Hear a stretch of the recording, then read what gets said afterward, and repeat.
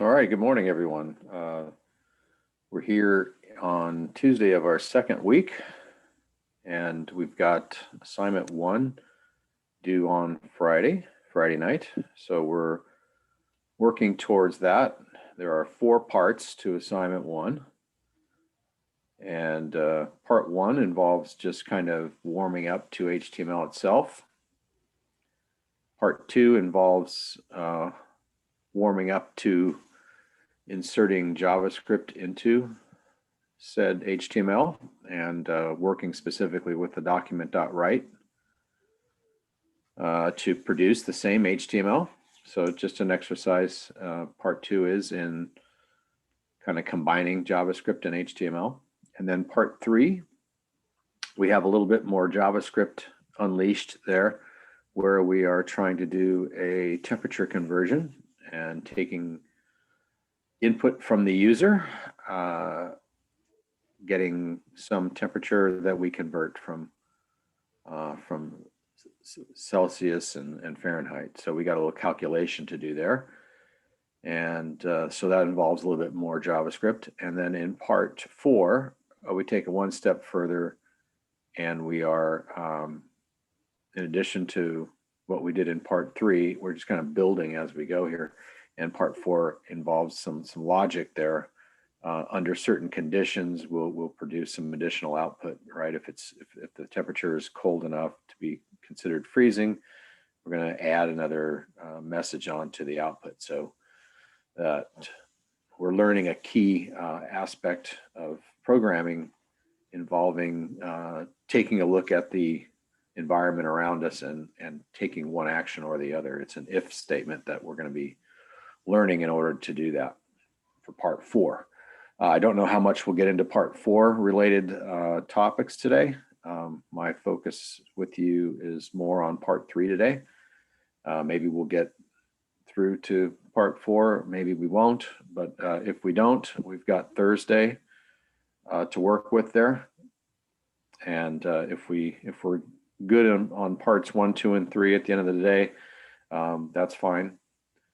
But if we have time, we'll introduce some things that will help part 4. So that's where we're at. Now, my focus again is part 3, which is extending our JavaScript beyond document.write. But before we do that, I want to make sure that we don't have any burning questions here from you still on part 2, say, or even part 1. So I want to if we need to spend a little time at the top here on parts 1 and 2, maybe answer a few questions or issues that you still may have, then that's fine. So I want to open it up to anyone who's got some active questions pertaining to parts 1 or part 2. Anyone? Not at the moment. Reese, if that's you trying to talk, you need to unmute yourself first.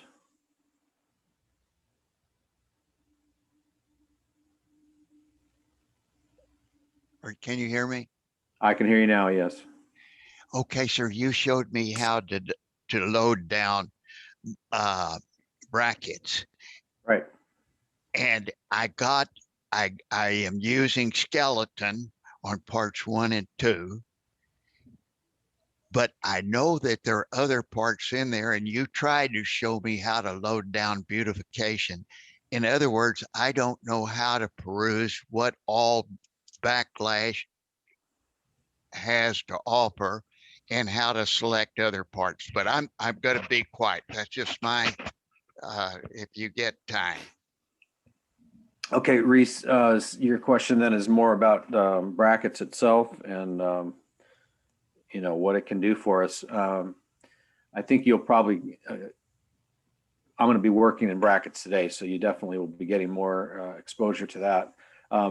The skeleton, the HTML skeleton add-on that we talked about a little bit is just beautiful. Really nice for starting off when you have no HTML and you just need the structure to get started on something. that's a great way to get, you know, your basic tags out there quickly and then move on to what you want to put into the body. The Beautify add-on is really just something that can straighten out your indentation and make your code look a little nicer, but it doesn't actually add any code at all. So it's just a formatting tool. The skeleton Is there is one. anything in there that I'm going to need to bring in other than skeleton?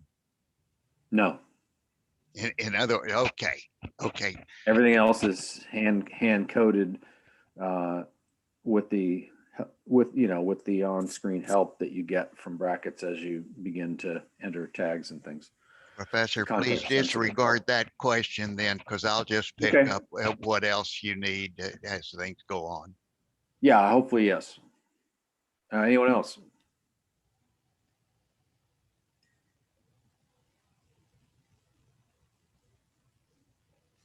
So parts 1 and parts 2 going okay for you then? I'm taking it, yes?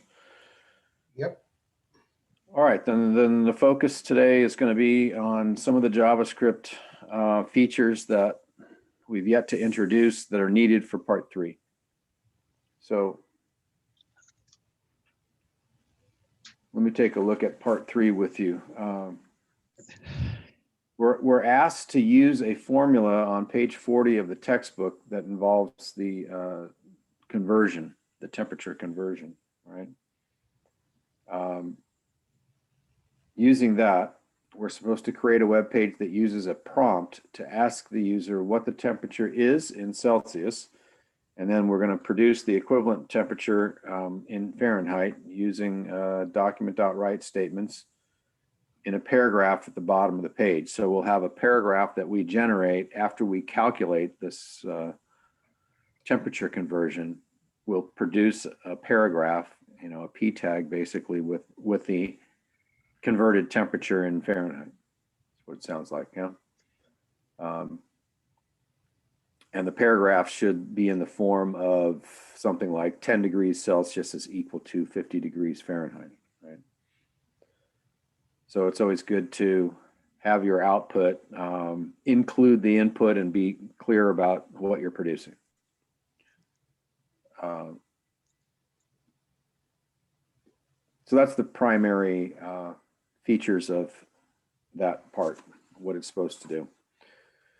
So we're asked specifically to use a prompt in order to ask the user about the initial Celsius temperature that we need to convert. And the formula that this mysterious formula from our book, let's see if I can shine some light on page 40 of our textbook. Okay, so the formula there that for anyone who may not have the book, I'm gonna jump over to brackets with you. Let me share screens. We'll jump into brackets and we'll start working on something similar to what you need to produce.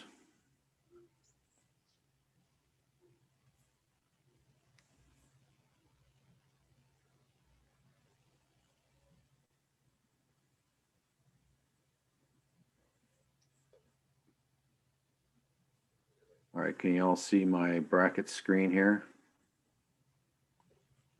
Yeah. Yes. All right, great.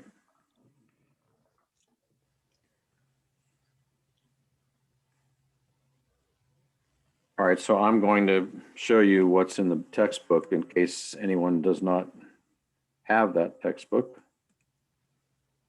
Mine's on the way. I've ordered it. It's Yeah. on the way.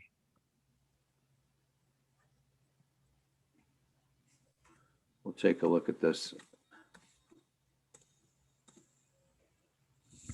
Plus 32. Okay, so that's how you convert from Celsius to Fahrenheit. So that's the formula. So for example, let's see, if the temperature in Celsius is, let's say 10. All right, so if we have a temp, or which is this is short for temperature, and we're assuming that temperature is in Celsius. And then if we make that calculation, we'll have the equivalent temperature in Fahrenheit. Right, so if the temperature comes in to us as 10 Celsius, what temperature is it going to be in Fahrenheit?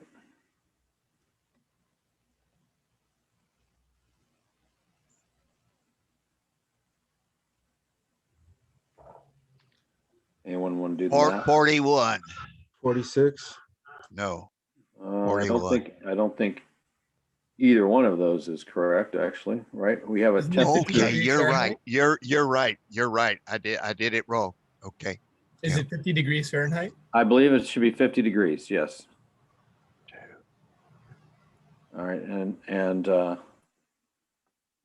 you can either use a calculator there, or you can do it in your head and say, well, 10 divided 5 is 2, 2 times 9 is 18, 18 plus 32 is 50. But you don't have to do that math yourself. Of course, your code will do it for you. But we don't yet really know how to take a formula like this and get it into JavaScript, into some kind of script in a web page that's going to allow it to be calculated properly and displayed properly. So we've got some work to do. But I did want to make sure that at least you were clear on what that formula should be and kind of how it works. How about a temperature of 0? So a temperature of 0 Celsius. 32. Yeah, that's an interesting one. So what does that tell you about 0 degrees Celsius? It's freezing. That's the freezing point, right? Because if 0, of course, when you multiply anything by 0, you get 0, right? So 9 divided 5 times, this is the multiplication symbol, right? I didn't mention that, but that's the multiplication symbol in most programming languages, so get used to that. 57.6. Well, I'm not sure what that is, but if the temperature is 0 Celsius, 0 times anything here is still 0 plus 32. So basically 0 Celsius is 32 Fahrenheit. So 32 Fahrenheit is our freezing point. So Celsius freezing point is at 0. So that tells you any Celsius temperature that's positive should be above freezing. And any Celsius temperature negative would be below freezing, just as a reference point. And that might come into play for us later in part 4, when we have to discern, whether or not a temperature is above or below freezing. In any case, if you don't have the book, make a note of that formula, because that's one of the main things out of our textbook that you need for this assignment. Now, I think you also need some examples of JavaScript and some examples of prompts and some examples of document.writes and things like that, but you can find those elsewhere. So for this particular assignment, that's the main piece that I don't want to have you waiting, 5 days to get this formula when the book arrives or something. So make a note of that. Now, that said, I want to work with you on a different script today, rather than, try to develop this one with you. That's part 3. That's for you to do. But I want to develop something similar to it that makes use of the same kind of JavaScript features and just does something a little different. So I'm going to get rid of this. And we'll start from scratch.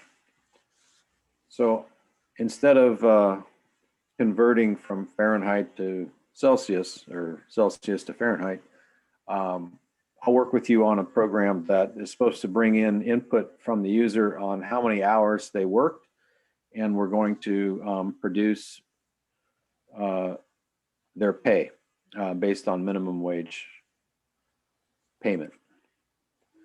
So it doesn't sound like exactly the same kind of program that we're producing, but it really is. It really takes the same takes one piece of input, does a calculation, produces output. And the output will be in the form of a paragraph, just like you need to do. So if we're going to write that, we'll start from scratch so that we cover some HTML along the way and some brackets features along the way too. So the first thing I would do, if I'm using brackets and if I have that HTML skeleton already installed, then I would click on it and then click on basic HTML skeleton.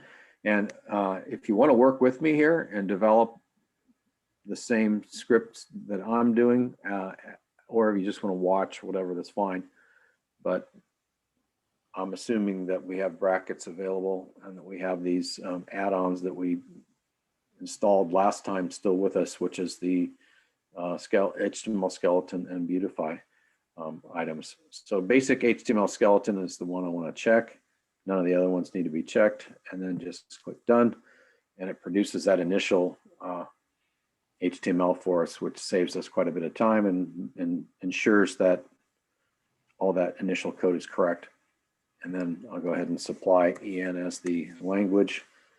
And for title, normally I would want you to have your name in the title and that it's identify which assignment and part you're working on.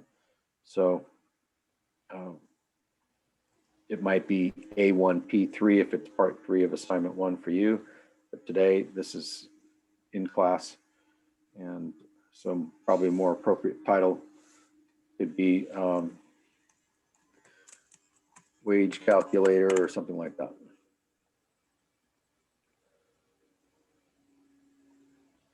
And that's about all I need in the head section for now. Okay, that is an area where we might put scripts later on. But for now, our attention is going to be in the body. So I want just a normal H1 to start. And something similar.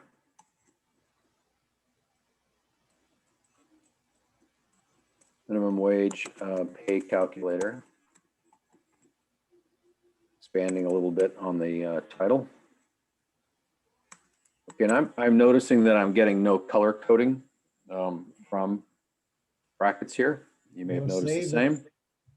So yeah, I have two ways in order to activate that. One was someone just mentioned to save it. So that's a good idea always.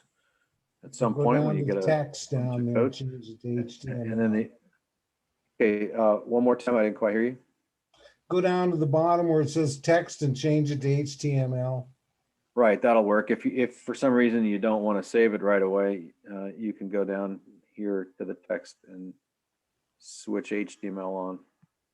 It doesn't necessarily have to be saved. It just has to be identified for sure as an HTML document. You can do it explicitly there, or you can save it as an HTML document and it figures it out from there. It just doesn't want to guess based on what you're typing. Although it is a good idea to save anyway. So here's our H1, and I'm going to put a paragraph below it.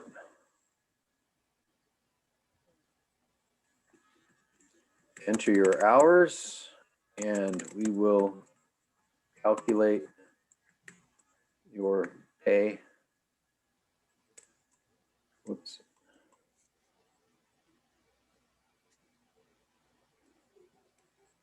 Using California minimum wage.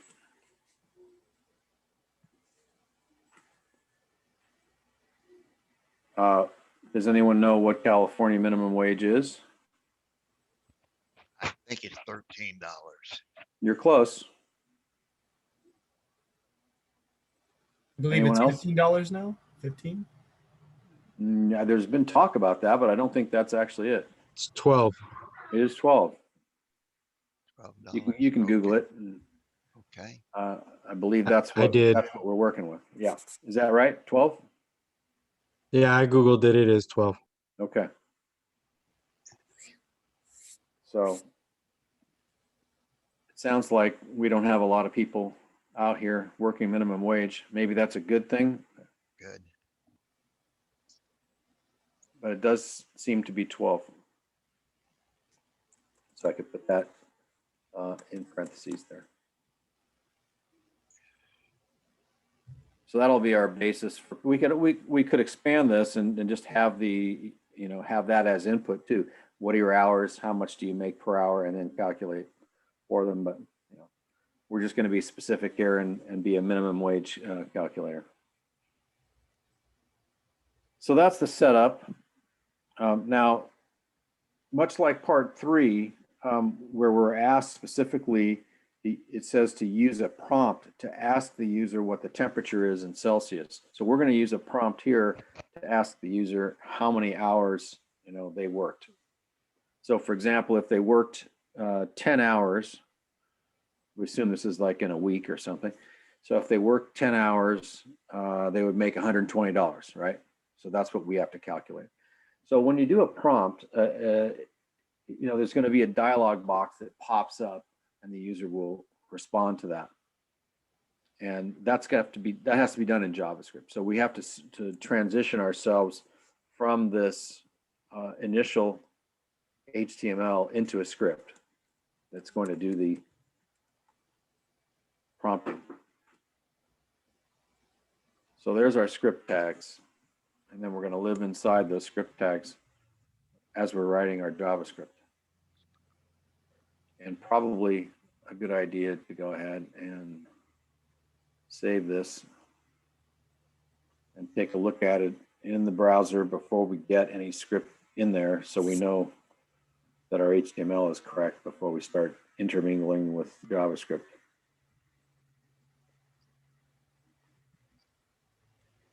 And one of the things that I've promoted in this class to you is when we're inside brackets that we really should open a folder. And I didn't do that yet, so it's about time to think about doing that. I need to be able to see a little bit better where this is going.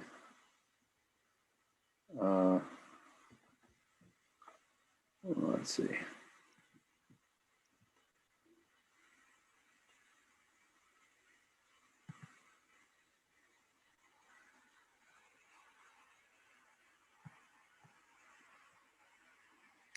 So I'll just call this one wage.html.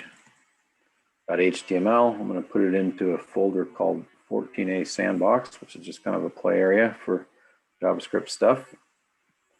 And I'm now going to go ahead and use that file open folder.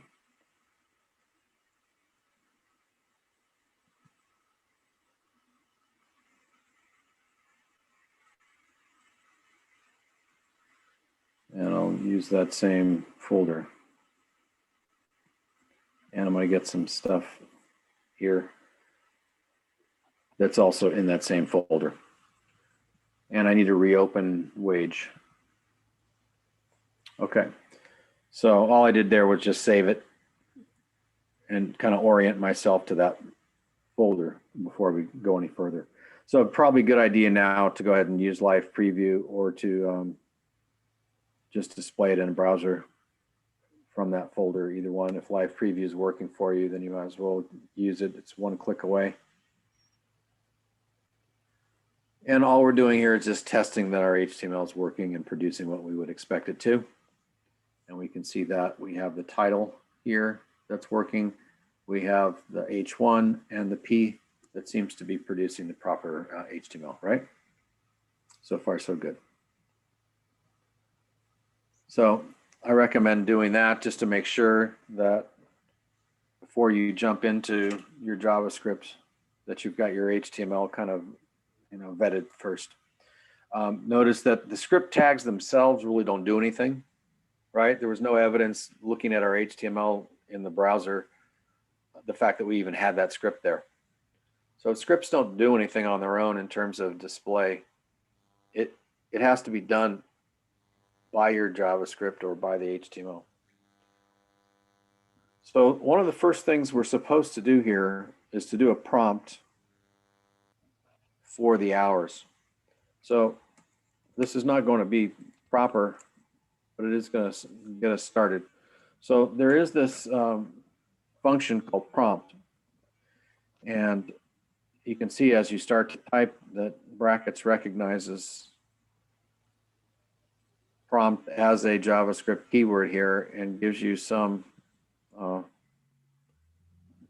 help, displays a dialog with a message prompting the user to input some text. Okay, so that is what we want. So the format of that is to have parentheses and then to have a string message. So you're prompting them for something, you need to let them know what they're supposed to type in. So this is where we would give a string would be in quotes. So whenever it mentions that you need a string, it's going to be in quotes.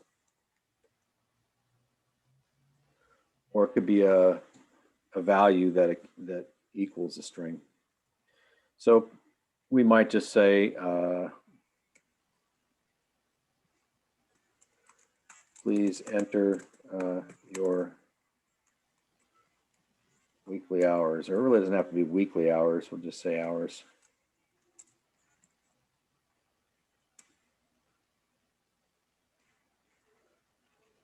I just put a colon there, but it's not necessary. But it kind of indicates we're waiting for their answer. And then we typically end JavaScript statements with semicolon. It's a separator from one statement to the next. Now this prompt is not going to be fully functional yet, but it's a start. And then we might think about using a document.write to produce the results and to do some kind of calculation prior to that. So we still have some more stuff that we'll have to do. Let's see what this does.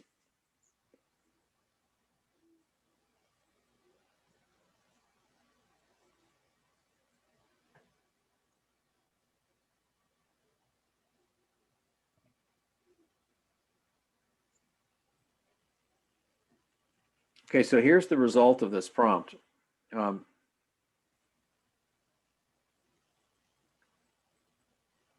We see please enter your hours, which is exactly what we had in the prompt statement. So let's say our hours is 10 and we click OK. We see the same HTML we saw before. We don't see any result from any calculation. And that's because we're not doing any calculation. All we're doing is that prompt, right? So it looks like the prompt actually did work, right? It opened up a dialog box and it did ask the question, please enter your hours as we asked, right? And it took our response. It just didn't do anything with it. So we assume that the prompt is working. By the way, I want to get a little more formal with this and write it in this way. Notice what, as I write the word window there, notice that brackets is giving us a little piece of information there. It says the window object represents a window containing a DOM document. So window is the browser window that we have access to in JavaScript. And I want to get you a little warmed up to this way of looking at things. As window is an object and it has properties and methods, or properties and functions if you'd rather think of it as a function. Some of you have heard those terms before, probably from previous programming or just reading about that kind of concept. But in JavaScript and in most programming languages, we have objects, and objects have properties, and objects have actions that they can take or be taken upon them, and prompt is one such action. We know what it does. It creates that dialog box, but that dialog box is coming from the browser in that window, in that browser window, or in that browser tab. So that's what the window object has. Now the window object is so commonly used that it is assumed that that's what you're talking about. And that's why we don't have to actually mention it. We can just use prompt, and the browser will just assume, well, you're probably talking about window.prompt. So you can leave it out or you can put it in. It it doesn't really matter because it will be assumed. But bad thing about just assuming it off the top is that you forget about the relationship that's going on there. That there is this assumed, mother of all objects, the browser window, and everything that we do in JavaScript has to do with that window and what's going inside of it and the values that we're getting from it. So for example, if we wanted to know how big that window is, how big the browser window is, or to actually change how big it is, we can get those properties and change those properties and stuff like that. So we do have access to a lot of things about that window. So it's a good idea to keep in mind that prompt is really an action or a function or a method, if you want. All those pretty much mean the same thing, of the window object. Okay, so that's just kind of a side note to keep in mind. Is there a like a default size if you don't put in the size of the window? Well, it's just normally the way browsers works. It's just whatever the last non-maximized size you had. It's just what it just goes back to whatever that browser is had as its last setting. So it's not really a default that JavaScript gives it. It's just whatever its normal. Like if you just open it on your own, it's going to open it up to a certain size, and that's going to be whatever it was last time probably. So there's nothing defaulting to be any different coming from JavaScript or coming from your web page. But you can, as we'll eventually see, you can control that if you want to. Is that referring to that box where you're going to type in? No. Oh, okay. Well, the prompt is, but you can't actually control the size of the prompt window. No, it's actually the browser window itself. Oh, okay. Yeah, that's a good question. I don't think you can control the size of the prompt window itself, the little dialog box. All right, so we now want to do a calculation. When we get those hours, we need to do a calculation, right? That we talked about the formula for converting Celsius to Fahrenheit. Now we have to talk about a conversion, if you will, from hours to payment. So what would that be based on what we know so far? It'd be the hours times $12. Yeah, right. So if you worked 2 hours, you're going to get $24. Now, of course, Uncle Sam's going to want a piece of that, but we're not going to worry about that, right? That's not our job here. That would be another calculator for another day.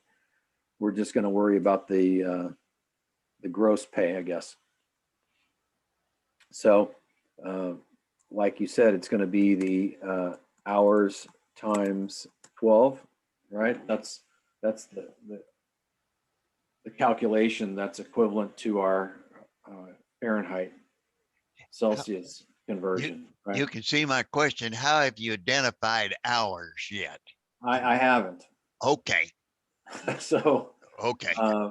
That what I just wrote there is a formula, but it's not JavaScript really.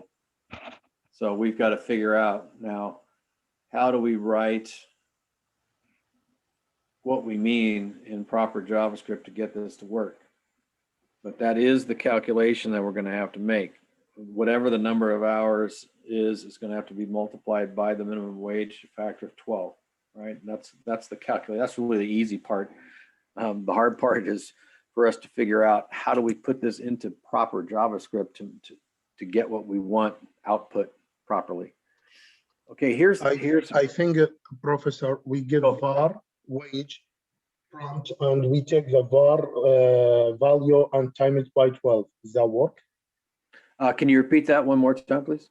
I'm sorry. So when we type prompt it, so we give him var and call it wage, and we take the value of the wage and time it by the $12 by hour. Okay, so yes, very good. So what he's suggesting here is that this prompt statement on line 14 is doing the job properly of getting us that dialog box, but we have a value that's coming to us from the user, and we're not saving it. We're not taking care of what we need to save that value because we don't have anything called hours here that we can multiply, right? If we try to do this hours times 12, hours is not something that's known in JavaScript, right? So the question is, I guess, how, if we're going to use prompt, right? The only reason you want to use prompt is you're interacting with the user there, and you're trying to get a value of input from them that you can then use later to calculate something or display something, right? So when you do a prompt, it's never going to be that simple as just having the prompt happen, but you must take action to capture that input value so that you can use it later. And in our case, so that we can calculate, you know, the wage from it. So there's a couple ways that you can do this. I think we'll start by putting hours here. And we need to talk a little about what this does. And I'm not done yet with it, but let's talk about what this does. So prompt, I mentioned the word function before. Maybe some of you are familiar with functions from other languages, but what a function does is it goes and takes some action, and then it comes back with a value. So the result of the function, in this case prompt, is to return back to us the value that the user typed in. And that's our chance to save it, if you will, in some kind of name that we make up. That's called a variable, right? It's a identifier. It's a name that you make up, in other words, that can hold a value that you can then use later in your calculations. Okay, so it makes sense to use a name that represents the value that it holds. And if we're entering hours, it makes sense to use hours as the name.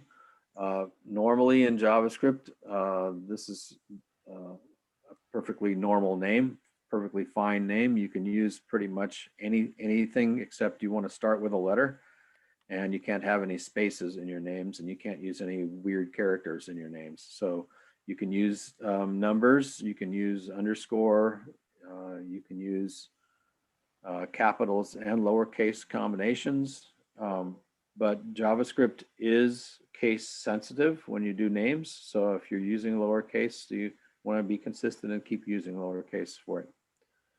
You can't start with a number, but you could add a number. You know, you could have, if we were taking in 5 days worth of hours, we could have hours 1, hours 2, hours 3, hours 4, and hours 5 if we wanted to, for example. So sometimes numbers can be added into the name to be clear, to be more clear about it. Anyhow, we're good with this name here, but normally when we're going to use a variable like this to hold value, we want to declare that first to JavaScript to let it know that we're going to use a variable of that name. So there's a couple ways that you can do that. You'll see a couple of different ways in some of the examples. One way is to use var and to just say to JavaScript, I have a variable named hours that I will be using later.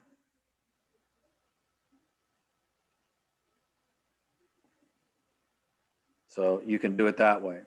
That's a little bit old school, I would say. There's another way you can do that called let, which is a little more, a little fresher. So we can use that instead. I don't want to get too much into the detailed differences between var and let. You can also do this all in one shot and say let hours equal and do it that way in one line, but we'll leave it this way. So let just says let there be a variable established here, and we're going to use it later. It's good to either do var or let. What you're going to see in JavaScript is you can get away with minimal code sometimes, but we want our code to be readable. We want our code to be clear. So it makes sense to take the time to do that. All right, so here's the issue. We don't just need a variable for hours though, because we also need to calculate the wage.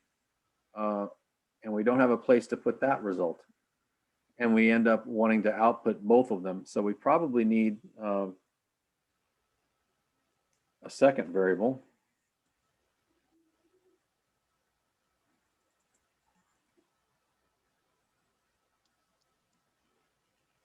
And then our statement will look like this.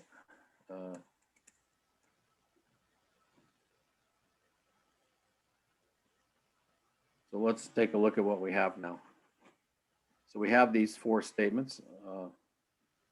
1 second.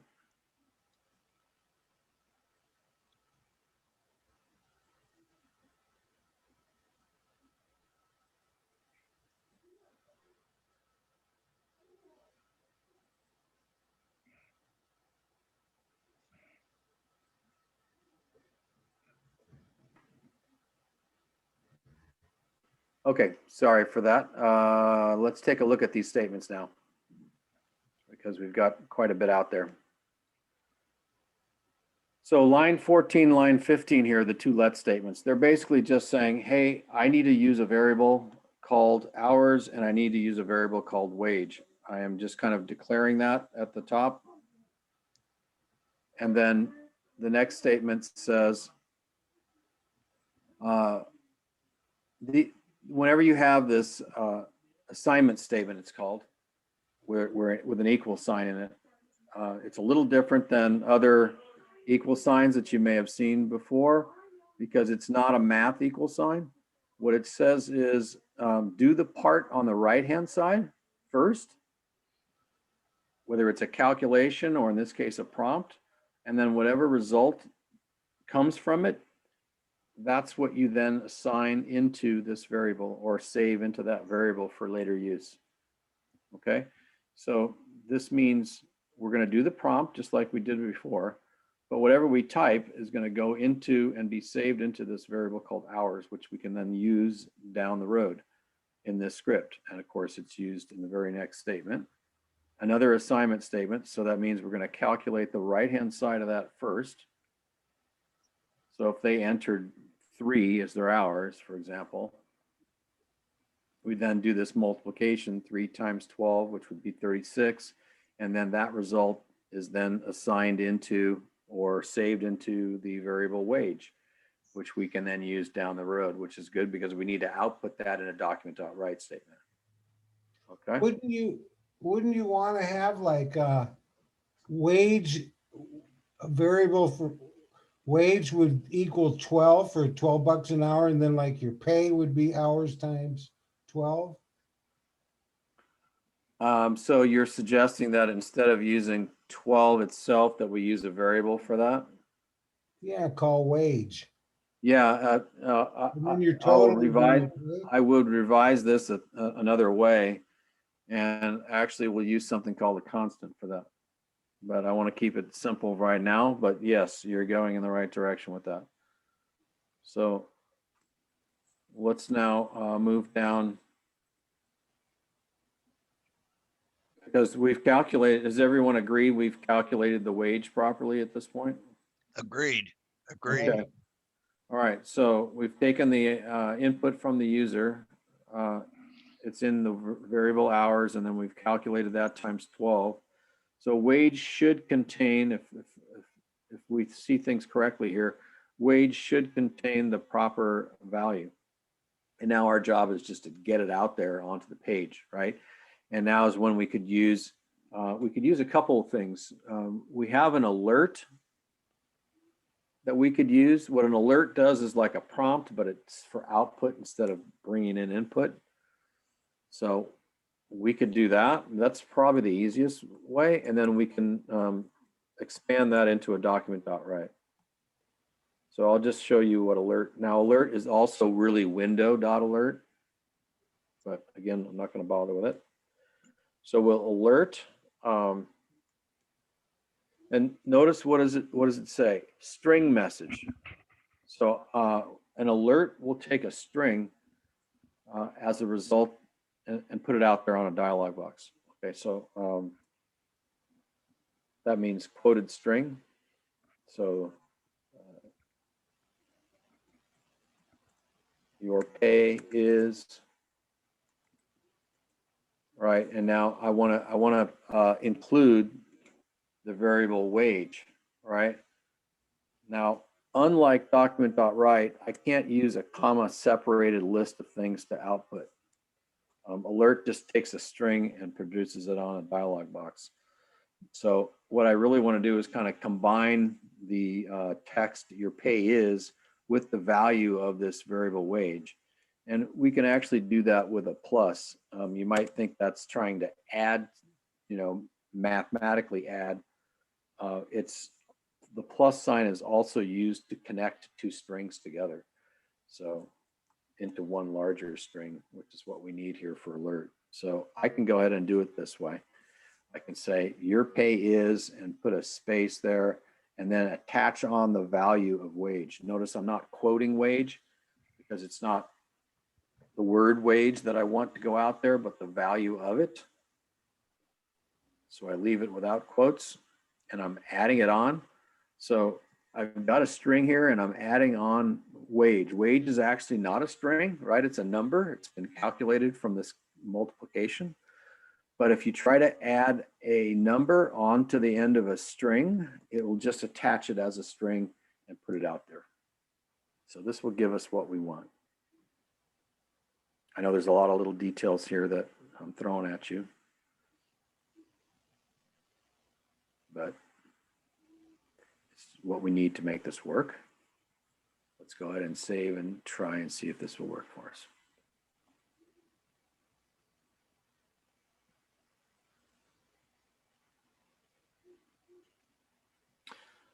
Enter your hours. So let's try something simple like 3, and we know we should be seeing 36 as the result. We okay? And sure enough, it says your pay is 36. So it looks What like, is that 127.00? oh, that's just the live preview URL. So I see. normally you won't see that. Okay. You would see the regular address. Okay. So we can just ignore that. All right, it might be nicer to actually have a $ there. Notice I'm not going to try to put it in front of wage. I'm putting it at the end of the string there. So that will give us the $ on the following prompt or on the alert. And again, if you want to be official, we can put window.prompt and we can put window.alert. Those are their official names.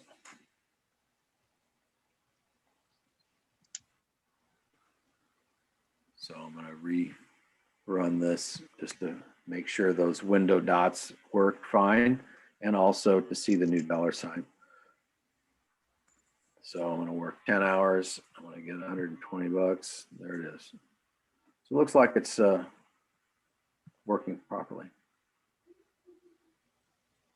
Now, sometimes when we're programming stuff like this, we want to test under adverse conditions, right? We want to see how does our script handle weird input or unexpected input.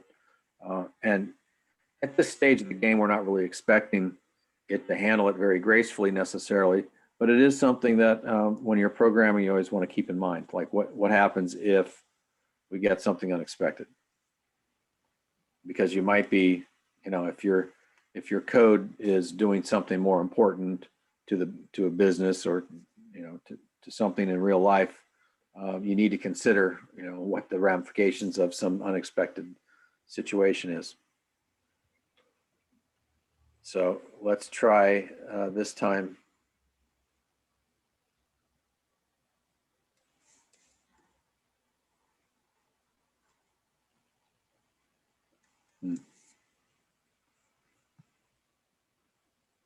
Got a little mistake there. Let me save and try that again.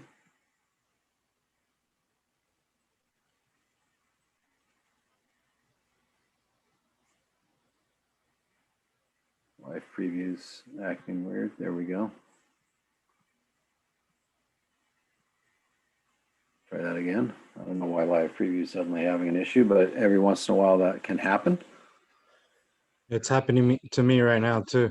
Okay, well, that's interesting. I wonder if there's something, what did I just add into the code? Window.alert, window.prompt, and the $sign. I don't think that's a problem, but I think it's just a coincidence. just something weird there. If you know, if in fact you get errors from, yeah, it's just not showing me anything. Keep in mind, well, the live preview is a convenience. Normally, you just go to your folder, wherever that might be. You find the script or the file, the HTML file, and you just launch that in its own browser. So you don't really need live preview. It's just a nice convenience. Yeah, it's working for me that same way too. Yeah, so I don't know, that's strange, but there's nothing wrong with the code there. 10 hours, and our pay is 120 as expected. But now I wanted to feed it some unexpected input. So for example, well, what happens if we give it 0 hours? Okay, it says your pay is 0. So that's what we would expect, right? So that's what I mean. Give it, what happens if we work -2 hours? Then you get negative $24 pay. I'm not sure what that means, but maybe that's something that we say, oh, hadn't thought of that. You know, maybe we need to put some checks and balances in there to make sure that if we get negative input, that we don't try to produce that pay prompt. Instead, we produce a message that says you must enter a positive number or something like that, right? So you just want to put your scripts through the test. And it's a little early for us to, you know, to be able to handle those situations properly. But at least you want to start thinking about the possibility of getting input that you're not expecting. Isn't that what part 4 basically is? In a way, yeah, it's taking a look at the odd case of freezing temperature, although it doesn't really create any problems of any kind. Oh, Yeah. okay. But yeah, we are kind of singling that out as input of a special kind. So yeah, it's very similar to what we might be doing in a case here, because it's, you know, it's like negative Celsius is a special case, just like negative hours might be a special case. Yeah, and we would typically use an if statement to handle that. So yeah, it's a good point. Now, if I try to use Beautify, I wanted to see. Oops. If I try to use Beautify here, which is a feature that might help. Let me just intentionally create some bad inconsistent indentation, right? Because that is something that Beautify will do, is try to help you out.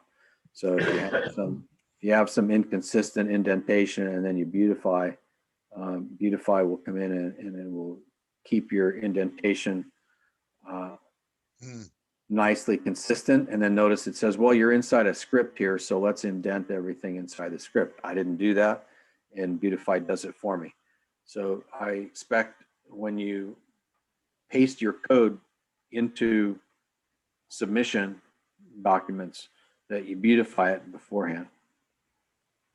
I actually encourage you to beautify it on your own so that your code is more readable. If you have some other kind of indentation that you think is better than Beautify that you want to use, okay, but I hope it is better. But Beautify is there for you.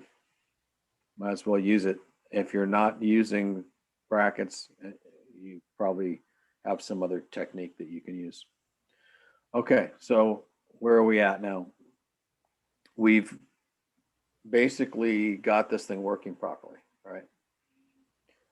However, we wanted to do it with document.write instead of window.alert. So we basically want to replace window.alert with document.write statements that do something very similar, but put the result on the page instead of in an alert that just goes away. So with that in mind, document dot write.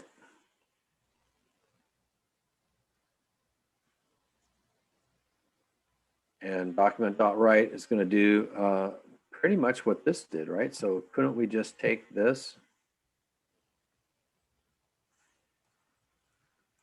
and copy it and paste it?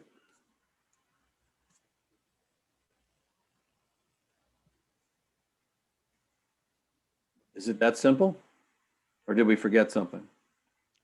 Why, Got something. why do you need that twice? Oh, we don't. Well, I'm going to replace. That's a good point. I don't want them both. Once I'm done replacing the alert with the document.write, I'll just get rid of it. But I'm keeping it there for reference at the moment.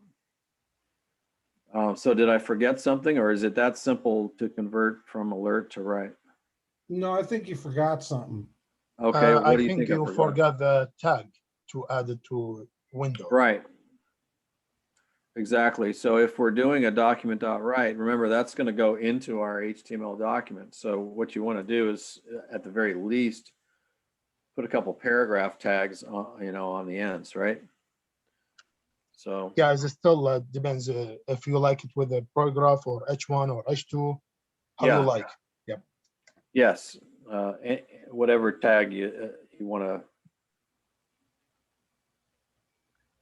to add, and we could use commas here to separate, or we can just keep using this concept of using a plus to put one big string together is fine as well. I think at this point we can get rid of the alert. Notice what I just did there was to add / at the beginning of that window.alert. And when I did that, the statement went to gray. So this is a way, we call this commenting out a statement. So the browser will not see it, but we can see it. I have a quick question, Professor. Yeah. So using the let to, I guess, declare the variable, I actually wrote these without using let, and I'm wondering why it worked. Because okay, I mentioned earlier that JavaScript is, I think, very forgiving. I guess that's And it kind of has different modes. There's something called strict mode. When you use strict mode, not declaring a variable will be flagged as an error, and your script won't run. I wouldn't have seen anything, right? That's right. Yeah. But without strict mode, what happens is it does its best and just kind of tries to do whatever it can with what you give it. Much like you can give the browser some bad, incorrect HTML, and it's still going to try to do its best to display it for you. So JavaScript is pretty forgiving about that. It basically says, well, if you don't declare it, but then you try to use it, I'm going to do my best to try to, figure it out. But here's one thing that can get you into trouble. okay. Let's say, for example, down here, I do wages. All right. Now, if I'm using strict mode, it's going to flag that as an error because I'm introducing a new variable that I haven't declared. But if you're not using strict mode, JavaScript will just think, oh, this is a new variable, so I'll go ahead and try to do it. and then you're going to get a garbage pay as a result. Mhm. Like if I misspell a variable, I'd rather know about it and be flagged as an error so that I can fix it. But if I'm never alerted to the problem, I might end up with bugs in my script without even realizing it. So, So that's you would why- suggest to use let for any and all variables that we use. I would, and then I Right. would suggest, we'll talk about strict mode more later because it's a little early to get into all that, but I do think it has some value. So yeah, so I prefer, even though you're going to see examples, you're going to see examples in the book, you're going to see examples that I might post or others might, have on websites. And it's going to be a mishmash of stuff because just different people have different, habits and approaches toward it. And some is older code and some is newer code and whatever. So I would just recommend go ahead and declare those variables, declare them up the top of the script like we just did here. Gotcha. Thank you. You want to use var, you can use var. You want to use let. I prefer let because of its more recent usage and what it does. But Is let sort of an auto? Like, does it detect the type, or is it just? it's still typeless. I mean, you can still okay.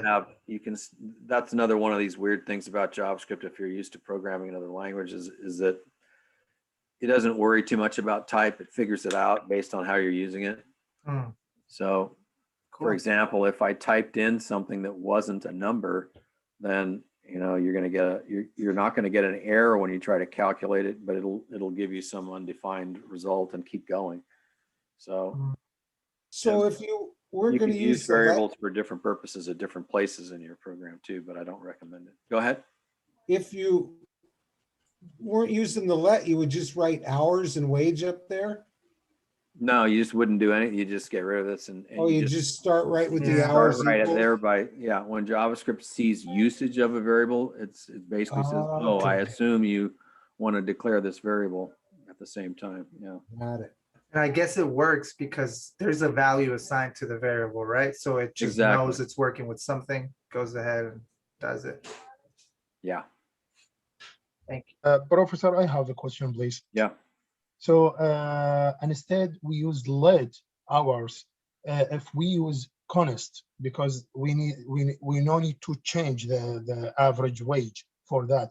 Could we do the wage equals hours? Like if we change let with const? You're talking about using const, Yes, or you want to use const for the 12? yes. Yeah. So let's do that. And instead let. Better to use const because it's not going to change. So let's. But can I take the value of const and add it to the wage? Can we do that in this way? You want to add it or you want to multiply it? Okay, so the hours, so we have two variables, let hours and let wage. So the let wage, take the value after when time is and take it to the wage, and we print wage. You mean down here? Okay, yeah. No. No, not like that. So Okay. the wage take the value of hours and print it to the window. Is that right? Take the value of hours and do what with window? Okay, so hours, the variable of hours does the prompt. Okay, so if a wage take the value of hours and print it with document.write in the window. My question, if instead let hours, if const hours, could we do the same way? If we do const here, Yes. then you cannot change the hours. Okay, we not change the hours, but can we take the value and add it to the wage? I mean, because Yes. now, can we do that? You can. Yeah. Okay. What I'm going to do here, since you're bringing up this question about const and let, normally what I would suggest is that if you have a number like this, like 12, and where's 12 coming from? It's kind of out of the, it's not explained. It's just coming out of the blue here. Well, we know that as minimum wage because we've discussed it, but it probably makes more sense to have that also declared as a separate variable. So, or a separate identifier at the top. So const is a way, it's a shorthand JavaScript keyword there, which means constant. So if you have a value that you know is not going to be changed during the script and it represents something, give it a name. And we do that with const. So for example, we could call that min wage. And we would set that equal to 12 in this case. Okay, now when we get down in here, the purpose of this is kind of like a variable, but it's not going to get assigned another value. Once it's assigned this 12, it's not going to be able to be assigned another value. You can't say min wage equals 10 later, for example. But what you can do is use min wage down here.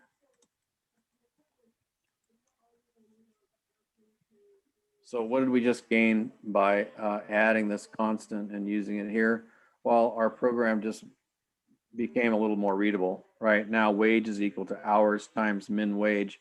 It's kind of making more sense as to where that 12 came from and what that 12 represents.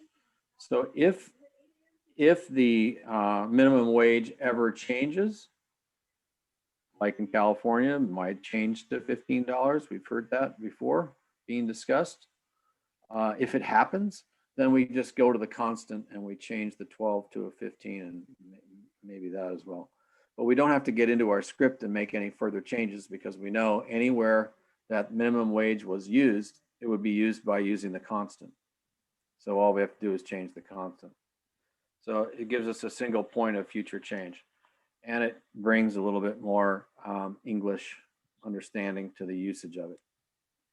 So that would be the recommended approach to whenever you have numbers that just come out of the blue like that in your calculations, think about using a constant.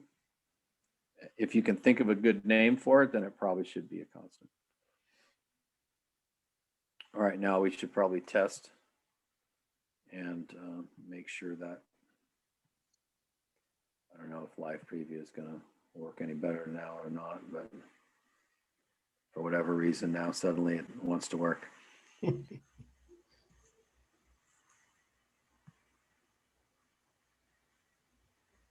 Okay, so I entered 5. We see that our pay is 60.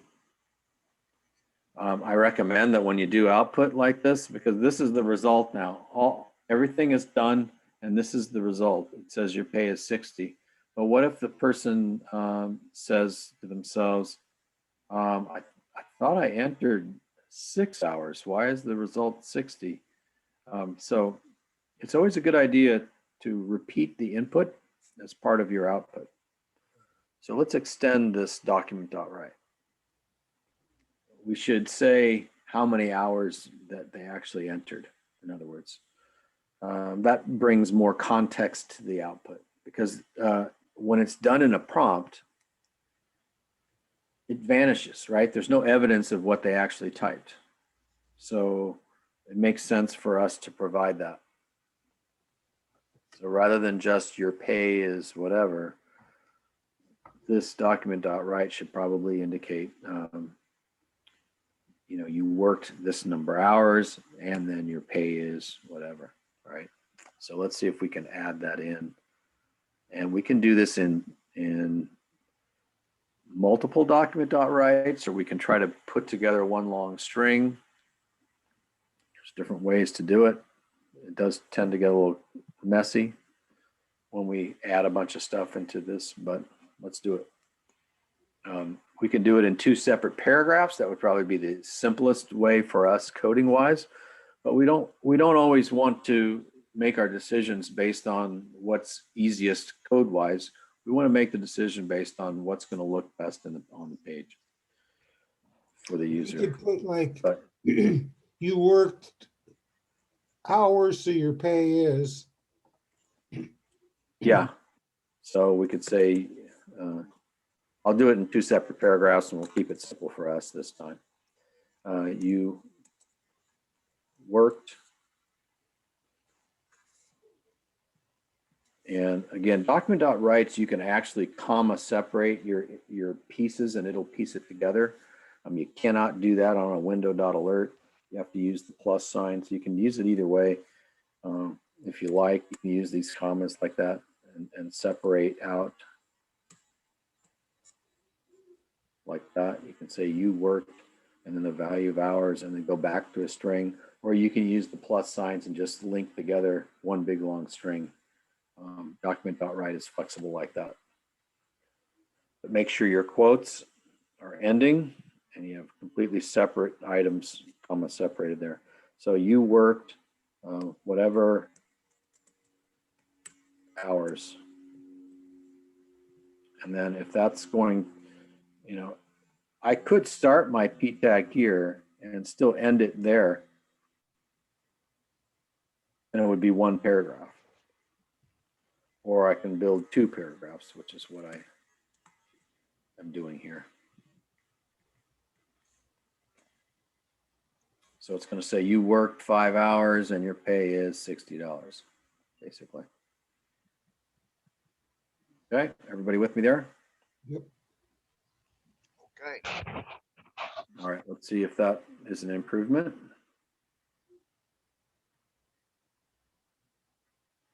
I will make this minimum wage pay script available. So I'll have it up in Canvas soon after class.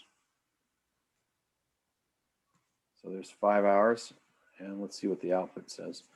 So it says you worked 5 hours, your pay is $60. You can see that it's coming out in 2 separate paragraphs, which is fine. And I think that makes a lot more sense because we're talking about the minimum wage here and the hours. So the pay, it all makes sense. It's completely, you know, self-contained at this point, even though we had that prompt and it's gone. We reiterate that input. So there's no question about how we were doing that calculation. All right, anybody with any questions about that? I have a quick question. So for your 2 document write statements down there for both paragraphs, in Yeah. one of them, we're using commas to separate, Yes. right? And then the other one, we're using pluses. As I was working on the 3rd or 4th part of the assignment, I noticed the commas wouldn't work. I think it was for the alert or something like that. That's right. They won't work. They won't work for the alert. That's why we end up using a plus here in the alert. So document.write and alert are a little different in what they allow. So in the case of write, you can use both to separate these things, and then for alert, only plus or whatever thing we haven't seen will work, right? That's right. Thank you. So, you know, we're not going to use alert very much because the dialog box interaction is not something that, you know, has much usage out there in the real world. It works okay for us to get a quick thing out there. You know, a lot of times I'll use window.alert or just alert without the window dot, just to see something real quick. Like I want to check the value of something. Maybe before we do this big long document.write, I might just want to use window.alert and get a quick output of the wage to see if it's being calculated correctly. So you can just do alert wage and see what it is. Say, okay, I'm calculating right. Now I can go into a document.write and really do the long-winded document.write properly with all the nice documented variables and everything. So alert still has a role to play that way, but we don't use it a whole lot, right? How many times are you working through a web page, a transaction of some kind or whatever, and you know you don't see a bunch of dialogue, right? It's just not considered Yeah. friendliness. So instead, we want stuff out there on the page. Also, it stays there. You know, it's more permanent to the page when you write into the HTML rather than the temporary alert box. You know, unless there's some kind of problem with the way a form's been filled out, you know, maybe an alert makes sense in that situation. Say, hey, there's an error on the form, but things are usually better off just written out on the page with document.write. or some other way of getting it on the page. Thank you. Yeah. So yeah, there is that difference. Sometimes commas are kind of you think of it, just about every place you have a comma, you just put a plus sign instead, and you're fine. So generally speaking, it's not really saving you all that much, but it is a nice separator to be able to use. Anyone else with any questions on what we see here? So I do recognize we threw a lot of new things out there today. These are pretty basic programming concepts that we'll be using over and over and over. So this may be the first time you're seeing this combination of things, but we're going to keep seeing it. It's not something that we learn today and then walk away from and do something completely different next time. We're going to use this in pretty much every script that we ever do. So this is basic stuff that will become second nature to you as you continue to program. And anyone that's done any previous programming knows all about declaring variables and writing assignment statements and producing, taking input and producing output. It's just slightly different here with prompts and alerts or document.writes and so on. But the concepts are all very, very common programming concepts. So is that true? Anybody who's done some C++ or some of you've done some Java, some of you've done some Python from what we talked about last time. Am I right about that? Yes, sir. Yeah. Anyone else? Confirm this is similar to what you're doing in another language? Yes? Confirmed. Yes. Yeah. Yeah. Yeah. So every language has slightly different, way of doing very similar things. The JavaScript is going to, as we're going to soon see, it's oriented toward that web page. So we're going to have more access to web related stuff. We're going to learn it soon. I really don't see a lot of future usage for prompt and alert. Instead, our input's going to come through form elements like text boxes and things like you normally fill out when you're making a purchase online, obviously. And our output's going to involve, changing existing HTML code on the page. So we're going to get a little bit more sophisticated with how we take input and how we produce output, but this is the basics of it. So hopefully temperature conversion is definitely no more involved than what we see here. So I would suggest, like I say, I'm going to post this for you guys. And I suggest that you use this kind of as a template maybe for, what your part 3 code might look like in terms of having these lets and const and prompts and document.writes and some kind of calculation there. So it'd be very similar. And we don't really need this window.alert anymore. I could just get rid of it. But I thought there's maybe some value in just leaving it because you can see that we've used document.write instead. So I just leave it there as something that is an example of what it could have been otherwise. But this // is also a way of allowing something to be there that the browser will ignore, but you can still have. So you can also put a little comment in your code, like if you want to just say, if we wanted to put calculate pay based on hours or something like that. That's just a comment where you're describing what that code is going to do in the next several lines. If your code is very short and obvious, then you don't need to do that kind of thing. But documenting your code is an important concept that we want to promote the programming practice. So you'll see stuff like that. So // is a way of doing a one-line comment, which again is basically just for human eyes. Browsers will ignore it. So it gives you an opportunity to write a note to yourself or to other programmers that might be looking at your code.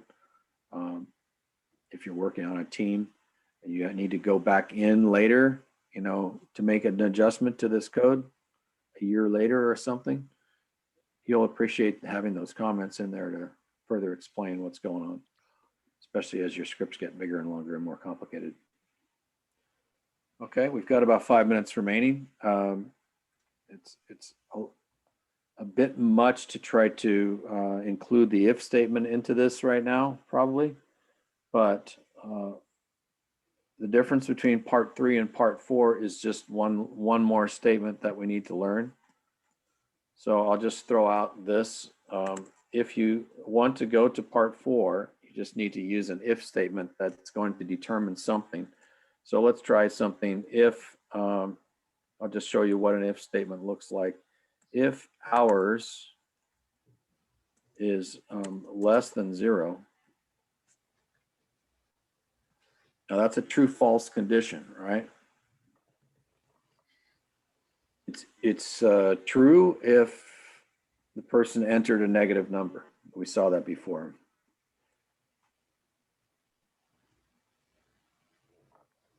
And I'll include else. This is the structure of an if else. So you say if, and then in parentheses, you give a true false condition. Something is equal to something, something's less than something, something's greater than or equal to something, some kind of condition like that. Okay.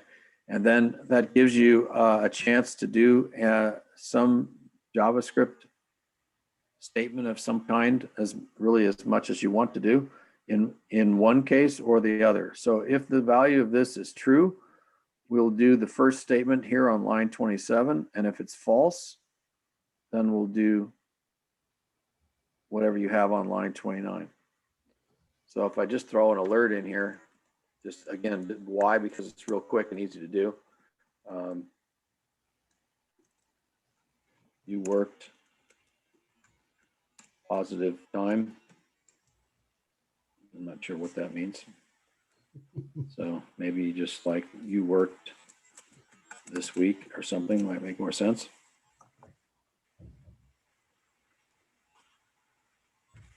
And then in the case where it's negative,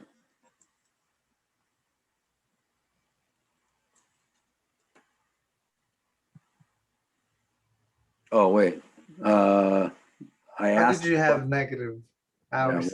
Yeah, let me change that to positive. Right.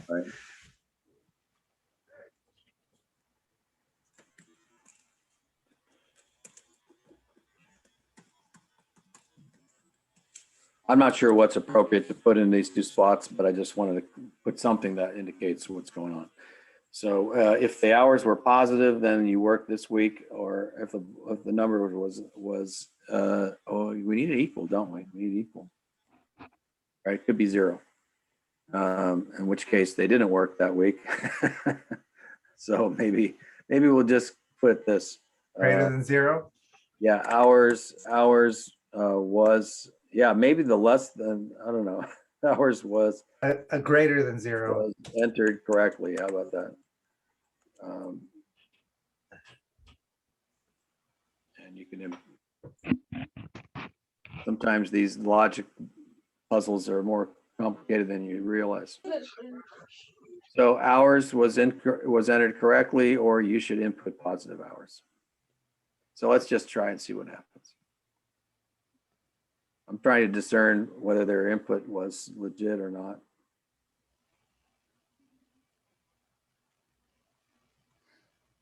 And it's just going to be an alert. So if I give a negative number for hours, that's obviously not legit. And it says you should input positive hours. Okay, it's still going to produce the weird result. And if we run it again and give something positive, it says hours was entered correctly. It still may not have been entered correctly, but it was entered as a positive at least. But that shows you a little bit how the if statement works, right? It's not necessarily a real meaningful usage of it here, but it does show you how you can use it. You can actually put as many statements between these brackets as you like. So there's basically a bracket of potential statements here for when this is true and a bracket of potential statements to do if it's false. Always one or the other is executed and then the other one is not, right? Only one of those two blocks of code will get executed, and it's all based on the truth or falseness of the condition that you lay out there. Okay, we're at 11 o'clock, so we'll stop now, but we got a lot of new JavaScript out there today, and it's pretty much what you need for part 3 and part 4. Although we didn't get into part 4 too much there. So we'll pick up where we left off there with the if statement. We'll do a little bit more with if statements on Thursday. But I think you got what you need for part 3, at least from using this as a model, and a little intro to part 4 if you want to take a shot at that as well. So I'll get this out there in our downloads area in Canvas for you shortly. I do have also Zoom office hour today at 11:30. I think we go 11:30 to 12:30 should you want to discuss anything further. All right, everybody. Appreciate your attendance and your interactions here. And it looks like we're getting somewhere. We've got the Friday night due date for this, so please work towards that. And then I'll be posting an assignment 2. I expect before we meet again on Thursday, so we can also introduce that at that time. Okay. Anybody who has any last questions or anything? Let's excuse everyone else first, since it is 11:01. So Thank you. Bye. Thank you. Bye. Thank you. Thank you. Have a good day, everybody, and see you possibly Thursday. Anybody that's got a question or something they want to hang on for a minute and we can get to it. Or we can just, if you have something longer, you want to share screens or something, we can do that 11:30 to 12:30. Thank you, sir. You bet.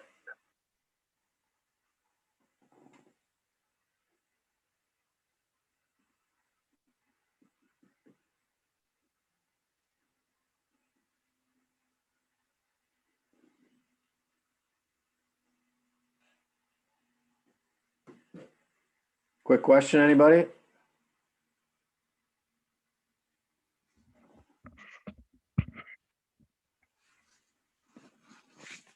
Reese, you got a quick question, or George?